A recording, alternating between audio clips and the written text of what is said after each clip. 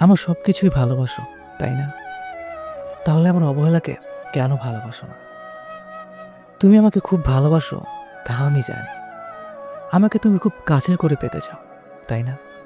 কিন্তু তোমার কি মনে হয় এভাবে তুমি আমাকে পাবে? না, এভাবে তুমি আমাকে পাবে না, বরং আমাকে হারাবে। হাজারটা লাভ রেখে ভিড়ে তুমি যখন আমার একটা লাইক দেখো, তখন তোমার মন শান্ত হয়ে যায়।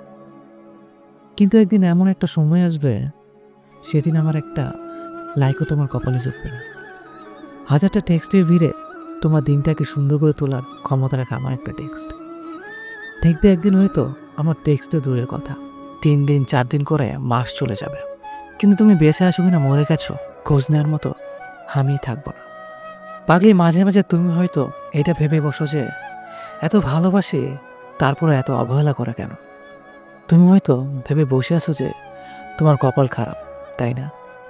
না রে পাগলি, তুমি একটাবার কি ভেবে দেখেছো, যদি সহজেই তুমি আমার ভালোবাসাকে পেয়ে যেতে, তাহলে তাহলে হয়তো আমাকে কতটা ভালোবাসো তা বুঝতেই পারতাম।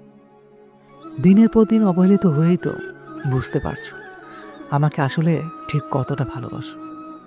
তুমি বলছো তোমার কপাল খারাপ, কিন্তু আমি বলছি তোমার কপাল অন্য 10 জনের কপালের চেয়ে 1000 গুণ ভালো। কারণ তুমি আমার এই অবহেলার কারণেই নিজের মনের ভেতর থাকা আমার জন্য সত্যিকারের ভালোবাসাকে বুঝতে শিখেছো। পাগলি, একটা কথা কি জানো, সবসময় মনে রাখবে, ভালোবাসার মানুষের অবহেলায় একটা বার অবহেলিত হয়ে যখন তোমার চোখটা ভিজে যাবে, তখন দেখবে একটা অদ্ভুত শান্তি লাগছে। আর এটাই ভালোবাসা। আসলে ভালোবাসার মানুষের অবহেলায় বারবার অবহেলিত হয়ে তাকে ভালোবেসে যাওয়ার নামই ভালোবাসা।